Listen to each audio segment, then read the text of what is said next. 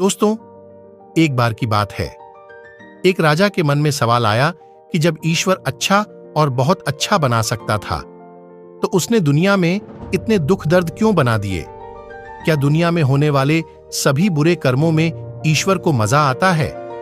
दुनिया में जितना भी बुरे कर्म होते हैं, वह सब ईश्वर की मर्जी से होते हैं।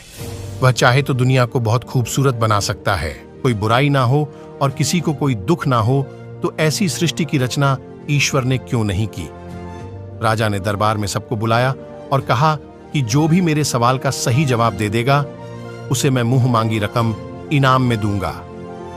यह सुनकर उस राज्यसभा के कुछ विद्वान खड़े हुए और कहने लगे कि हे राजन, इस प्रश्न का जवाब देने में कोई बड़ी बात नहीं है। इसका जवाब तो हम भी दे सकते हैं। ईश्वर ने जो सृष्टि बनाई है, अच्छी ही बनाई है, सुख से भरी ही बनाई है, लेकिन हमारे मन के कारण इसमें दुख उत्पन्न होता है। इसमें दोष ईश्वर का नहीं है, हमारे मन का है। वही हमें भटका देता है। राजा ने कहा, क्या आप हमें बताएंगे कि हमारा मन सही कैसे रहे, वह कभी न भटके, वह हमेशा सत्य की ओर चले? ऐसे मन का निर्माण ईश्वर भी तो कर सकता है। फिर उसने हमारे अंदर ऐसे मन का निर्माण क्यों नहीं किया? राज्यसभा के दूसरे विद्वान ने कहा, महाराज, जैसे ईश्वर होता है वैसे शैतान भी होता है। ईश्वर की बनाई गई सृष्टि में वह शैतान भी प्रवेश कर जाता है। फिर वह शैतान इंसान के दिमाग को प्रभावित कर देता है, वह इंसान को भटका देता है। इसीलिए इंसान हमेशा परेशान रहता है और लोग दुखी होने लगते हैं। इसमें दोष ईश्वर का नहीं है, दोष उस शैतान का है। राजा ने कहा, क्या शैतान ईश्वर से ज्यादा शक्तिशाली है? विद्वानों ने कहा, नहीं, इस सृष्टि में सबसे ज्यादा शक्तिशाली ईश्वर ही है। राजा ने कहा कि जब इंसान का मन भटक जाता है तो ईश्वर ठीक क्यों नहीं करता है? अगर ईश्वर मन को ठीक नहीं कर सकता है तो फिर हमें शैतानों की शरण में जाना चाहिए। राजा की बात सुनकर सभी शांत हो गए। किसी की हिम्मत नहीं हुई कि वह राजा की बात का सही उत्तर दे सके। इसके बाद राजा ने घोषणा करवा दी कि जो भी मेरे प्रश्न का उत्तर दे देगा, उसकी हर इच्छा पूरी कर दी जाएगी। फिर राजा की बात फैल गई और विदेशों से विद्वान आने लगे। सबने अपने अपने उत्तर दिए, पर कोई भी अपने उत्तर से राजा को संतुष्ट नहीं कर पाया। बहुत दिन गुजर गए। फिर आखिरकार राजा ने मान ही लिया कि इस दुनिया में ऐसा कोई भी नहीं है जो मेरे इस प्रश्न का जवाब दे सके। इसी बात पर चर्चा करने के लिए एक दिन राज्यसभा बुलाई गई। राजा ने कहा कि हमने एक से एक विद्वानों से चर्चा की, पर कोई भी हमारे इस सवाल का ठीक से जवाब नहीं दे पाया। क्या हम यह मान लें कि हमें इस प्रश्न का जवाब नहीं मिल सकता है? तभी राजा की रसोई में काम करने वाला कर्मचारी ने राजा से कहा कि मैंने आपके लिए एक ऐसी सब्जी बनाई है जिसको खाने के बाद आपके सारे प्रश्नों के उत्तर मिल जाएंगे। राजा ने कहा कि हमारे सामने ऐसी सब्जी जल्द ही पेश की जाए। राजा ने कहा कि तुम्हारी बातें सुनकर लगता है कि तुम सच बोल रहे हो।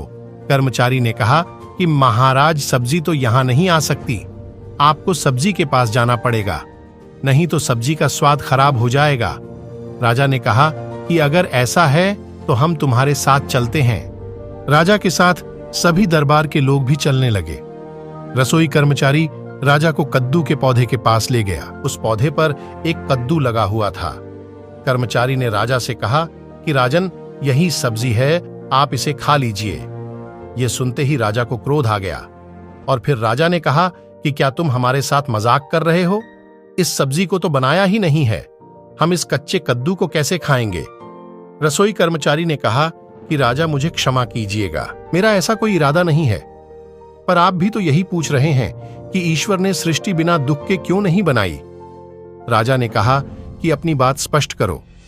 रसोई कर्मचारी ने कहा कि यह कद्दू का पौधा एक बीज से निकलता है।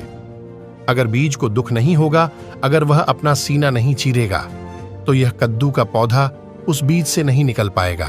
और जब यह पौधा कद्दू के बीज से नहीं निकल पाएगा तो आप कद्दू को कैसे खाएंगे? क्योंकि जब पौधा ही नहीं रहेगा तो उसमें कद्दू कैसे लगेंगे? रसोई कर्मचारी ने कहा, महाराज, जब मैं इस कद्दू को इस पौधे से तोड़ता हूं तो इस पौधे को बहुत दर्द होता है। राजा ने कहा कि तुम कहना क्या चाहते हो?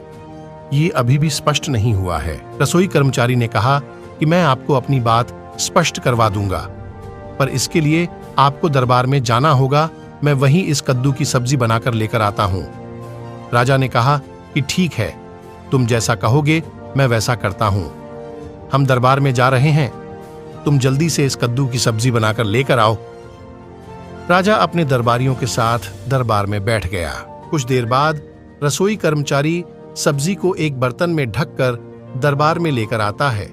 रसोई कर्मचारी ने कहा कि महाराज, इससे पहले कि आप यह सब्जी खाएं, मुझे आपसे अवैध आन चाहिए।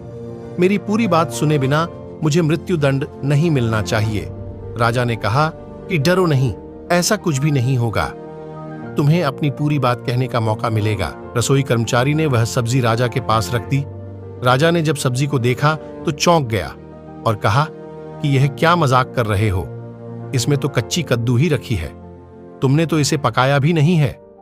रसोई कर्मचारी ने कहा, महाराज, इस कद्दू को उस पौधे से तोड़कर पहले ही मैंने उस टहनी रूपी कोमल पौधे को और उस कद्दू को बहुत ही दुख दर्द दिया है, और इस कद्दू को काटकर इसे और दर्द देना क्या उचित है। इसे तेल में डाला जाएगा, फिर इसमें भयानक भयानक मसाले डाले जाएंगे, तब जाकर आप इसका स्वाद चख पाएंगे। तब आप कहेंगे कि वाह, क्या सब्जी बनाई है। राजा ने कहा कि तुमने अभी भी अपनी बात स्पष्ट नहीं की है, अपनी पूरी बात स्पष्ट करो।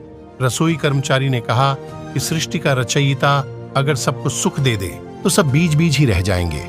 वह अपना बलिदान क्यों देंगे?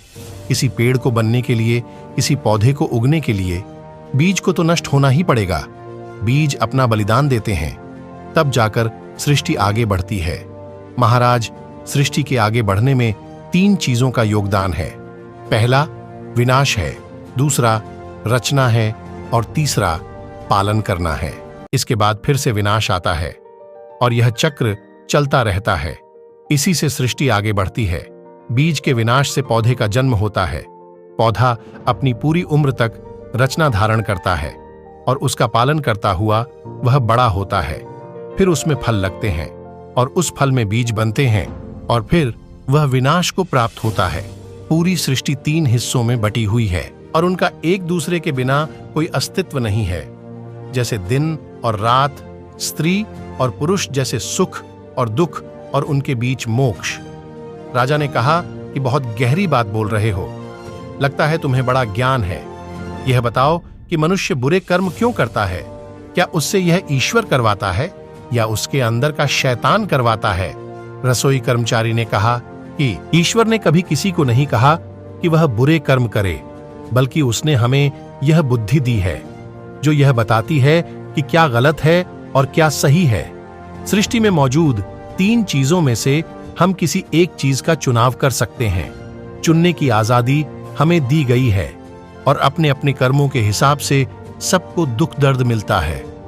हमने शैतान का निर्माण इसलिए किया है ताकि हम सब कुछ उस पर थोप सकें कि वह शैतान ही हमसे करवा रहा है, बल्कि शैतान नहीं, हमारा मन ही हमसे करवा रहा है, क्योंकि उसका निर्माण हमने खुद ही किया है और इसी कारण शैतान ताकतवर बन जाता है। राजा ने कहा कि क्या ईश्वर हमारे सुख और दुख के लिए उत्तरदायी नहीं है? अपनी बात को सही तरह स्पष्ट करो। रसोई कर्मचारी ने कहा, ईश्वर केवल निर्माण करता है, विनाश करता है, पालन करता है। राजा ने कहा कि हम तुम्हारी बात से सहमत नहीं हैं, इसे साबित करो। रसोई कर्मचारी ने कहा कि महाराज, आज मैं आपके लिए कद्दू की सब्जी बनाकर लाना चाहता हूं, उसके बाद ही मैं अपनी बात स्पष्ट कर सकूंगा। राजा ने इजाजत दे दी और रसोई कर्मचारी कद्दू की सब्जी बनाकर दरबार में ले आया। राजा ने उस कद्दू की सब्जी को खाया और रसोई कर्मचारी पर चिल्लाया, यह क्या सब्जी बनाई है? कद्दू को केवल उबाल के ले आए हो, इसमें तो कोई स्वाद ही नहीं है। क्या हम इस तरीके का खाना खाएंगे?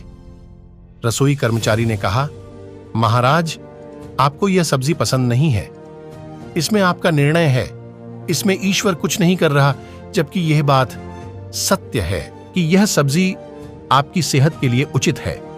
अब आप निर्णय ले सकते हैं कि आपको कौन सी सब्जी खानी है, इसमें ईश्वर कुछ नहीं कर रहा है। राजा ने कहा कि बहुत खूब, तुमने बहुत अच्छी तरीके से समझा दिया कि अपने अच्छे बुरे के लिए हम ही जिम्मेदार होते हैं। तो दोस्तों इससे राजा को सबक मिल गया। दोस्तों अगर आपको इस वीडियो में थोड़ा भी अच्छा लगा हो तो इस वीडियो को लाइक कर दीजिए, और अगर आप अभी तक हमारे चैनल से नहीं जुड़े हैं तो चैनल को सब्सक्राइब करके हमारे साथ जुड़ जाइए। धन्यवाद।